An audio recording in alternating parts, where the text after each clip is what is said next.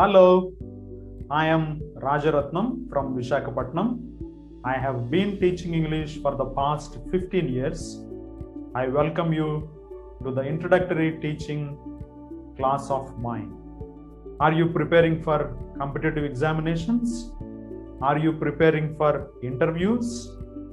I understand that you badly need English. You know that English is a global language nowadays.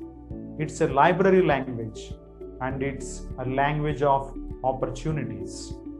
Then I am going to teach you very important courses in English that are very useful to you for your career and also for your studies. Now, please come with me. I am going to share the screen to show you some slides. Please read the words, all right? Or you can pronounce the words once, and please keep your observation as I am going to ask you for it. So I know that you are going to pronounce these words as sea, sugar, busy, pleasure. You are right, but I have a question for you. So have you identified that one letter which is pronounced differently in each word? I am sure you have guessed it, that is yes. But have you ever questioned yourself why the letter S is pronounced differently in each word? And do you and I have any right to pronounce the words as we wish? Because it's not our language. Then what could be the reason behind that? Now please look at this slide.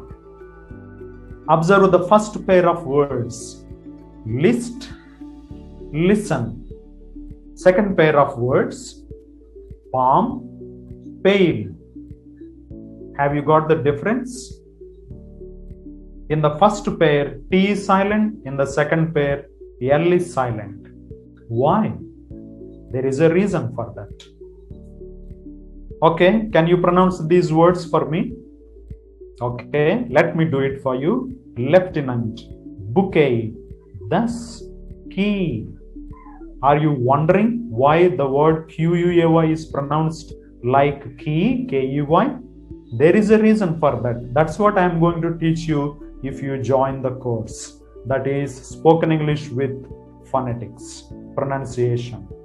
Okay, one more. SYM some, SUM some. BOW bow, BOW bow.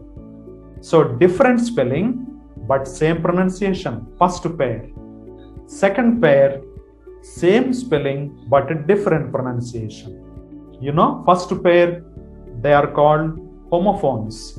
Different spelling, same pronunciation. Second pair, same spelling, different pronunciation. They are called homographs. Do you know the reason why? That's what I am going to teach you in the course.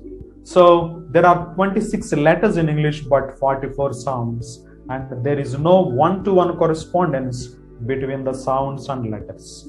That's why you have many difficulties in pronunciation.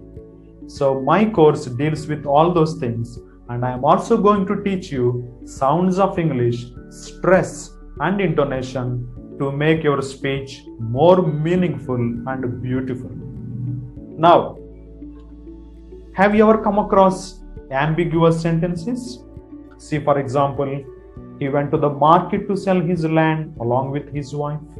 What's the problem there? Is it not ambiguous? Is it not conveying negative meaning, which is not supposed to be conveyed? So it should have been, he went to the market along with his wife to sell his land. See, by changing the word order, you can make it unambiguous. The same with the next example also. Hang him, don't kill him. Hang him, don't kill him. In the first sentence, the person is killed. In the second sentence, the person is spared. So comma makes a difference. If you want to improve your writing skills, I am going to teach you that course also. And there are many other things if you join the course. Now, the last, You could be a good speaker, but if your English is ungrammatical, you are going to lose marks. That's why I have another course for you, that is grammar and usage. Observe the sentences. For example, he goes to office by foot.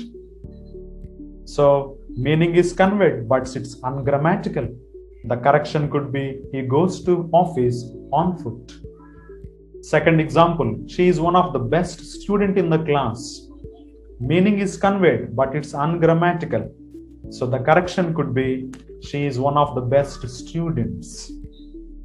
Third sentence, I and my brother visited Taj Mahal. Meaning is conveyed, but it's ungrammatical. So my brother and I, or my brother and myself visited Taj Mahal. Fourth one, I have met my mother last week. So if it's last week, it should be in past tense, but this is present perfect. So these are called common mistakes or errors in English, which are done by most of the students.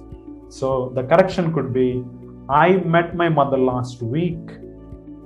Now the last sentence, I am recommending that you should take D3 vitamin. See, nowadays we are all going through, unprecedented crisis, pandemic, corona.